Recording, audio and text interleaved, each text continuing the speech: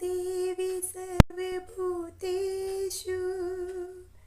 माँ चंद्रघंटा रूपिणी संस्थिता नमस्तस्यै नमस्तस्यै नमस्तस्यै नमो नमः।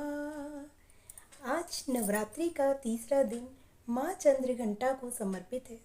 माँ चंद्रघंटा इसीलिए इनका नाम पड़ा क्योंकि इन्होंने अपने मस्तक पर अर्धचंद्राकार का तिलक लगाया और इसीलिए इनका नाम माँ चंद्रघंटा पड़ा।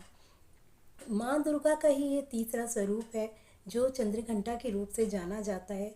आज के दिन इनकी पूजा की जाती है और कॉन्फिडेंस का लेवल आप बढ़ा सकते हैं क्योंकि कहा जाता है कि जो माँ चंद्रघंटा की पूजा करते हैं उनमें सूर्य जितना तेज आ जाता है और उनका सूर्य क्योंकि आपके स्वाभिमान का, आपके आत्मविश्वास का कारक कहा जाता है।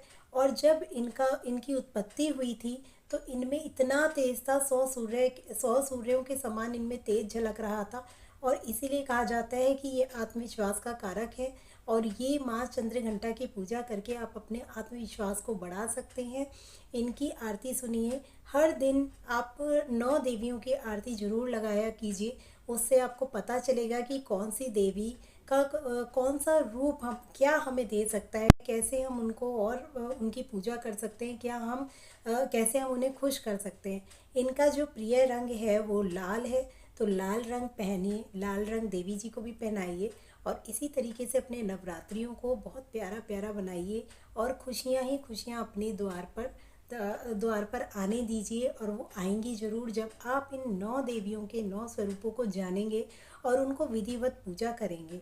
और बहुत अच्छा फील होता है जब हम इनको समझ के, किसी चीज़ को समझ के जब हम पूजा करते हैं तो हमको उसका असली सार पता होता है कि हम आखिर क्यों आज के दिन इन माँ की पूजा कर रहे हैं, क्यों ऐसे कर रहे हैं।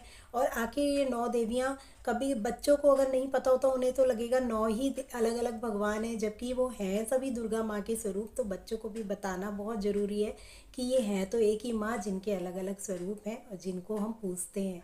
और माँ चंद्रघंटा भी पार्वती जी का स्वरूप कहा जाता है कि माँ जब मतलब विवाह के बाद इनको चंद्रघंटा का जो स्वरूप इन्होंने लिया था, कहते हैं वो विवाह के बाद लिया था क्योंकि जब माँ भोलेनाथ से इनका विवाह हुआ उसके बाद इन्होंने अर्धचंद्राकार की बिंदी लगाई मस्तक पर। जैसे कि भोलेनाथ के मस्तक पर चंद्र है, चंद्र सुशोभित है, वैसे ही इन्होंने अपने माथे पर चंद्रमा को सुशोभित कर लिया। कितना प्यारा, मतलब इसका अगर तर्क निकालें तो हर चीज़ का कुछ ना कुछ निकलता है। मैंने भी ये सब चीज़ें पढ़ी हैं तो ही मैं बता रही हूँ, मेरी खुद का बनाया हुआ कुछ नहीं है। हो सकता है कुछ चीज़ें गलत भी हों तो उसके लिए माफ़ी चाहती हूँ।